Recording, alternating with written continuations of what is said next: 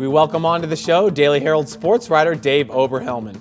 Dave, heading into this week, I don't know if a lot of people envisioned Glenbard East Bennett Academy for a sectional championship, but it happened and Bennett came out the winners. Yes, they definitely did. They had spectacular showings against both East Aurora and Glenbard East. I think, as you know, probably most people would have picked Glenbard East, the number 1 seed, and Neuqua Valley, the number 2 seed, especially at Neuqua Valley, to come out and play for the title.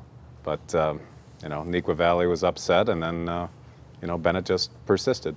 Well, it didn't happen. East Aurora, they knocked off Neuqua Valley in a regional championship game. Bennett Academy, they went on to knock off East Aurora 72-60 in the sectional semifinal. It was a matchup between two of the better guards in the whole state, junior guards, David Sobolewski versus Ryan Boatwright. Did you see that matchup on the court? Yes, I did. It was fantastic, and one of the things that that happened was that those two guys, there were a couple head-to-head contests, but mainly it was on Ryan Boatwright, Matt Parisi, who took the defense. And he limited, on my book, I had Ryan Boatwright for 4 of 23 shooting. After the game, both Coach Wendell Jeffries and Ryan said that they were getting a lot of physical play that maybe not, they probably wouldn't have liked to have gotten some of those calls. But I think that's just kind of the way that Bennett plays, within the rules, physically, and it hampered Boatwright. You take Boatwright in that game versus Bennett, and I know that you've seen him play a lot. He's a junior right now in his 3 years at East Aurora. Did he look like the same player Wednesday night? As far as quickness, and one of the games I did see him was against Neuqua Valley. That was the first game back after he'd missed 2 with an ankle injury. So he was not 100% there. Against Bennett, he showed the same quickness. He's obviously fantastic. I just think, Coach Jeffries said that he was not in sync. I think that Parisi had a lot to do with that. Yeah, Matt Parisi, the junior guard for Bennett Academy.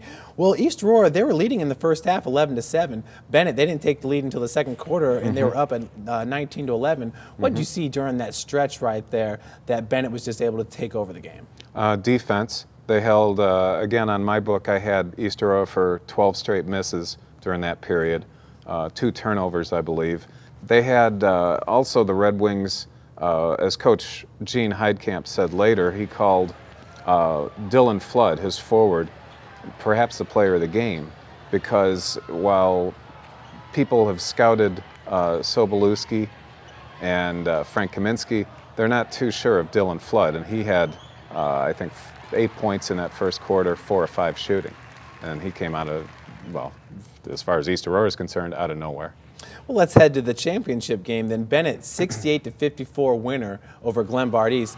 East, they came into the matchup winning 21 straight games. They averaged 70 points per game, yet they were only to get 54 against Bennett. Again, it's a defensive game that Bennett's well versed in. They had Matt Parisi on Johnny Hill, another junior, and Glenbard East and Bennett will be back for more because Glenbard East has several juniors that are good. Bennett went to the line a lot again against Glenbard East. 25 makes, 34 attempts, and I think that.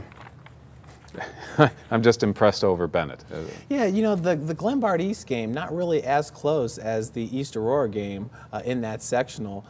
Do you attribute that to maybe a little bit of the Rams being kind of off their game? I think so. I think that perhaps Zach Miller, the point guard, did not have the game that he would have liked.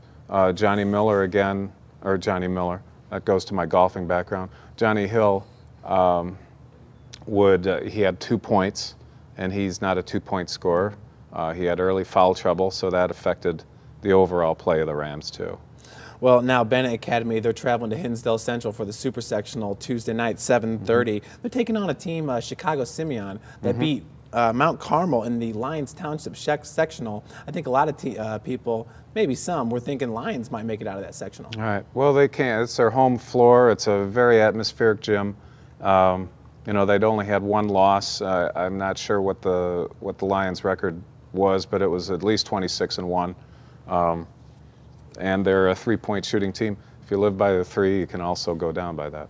Well, absolutely. Now, Simeon, very athletic team. Do you kind of see them in the mold of maybe a St. Joe's or an East Aurora, some of the teams that Bennett's already knocked off this year? I do. I don't have great knowledge about Simeon. They have, and I'm using the advanced scouting of my Daily Herald colleague, Josh Welge, who did cover that game.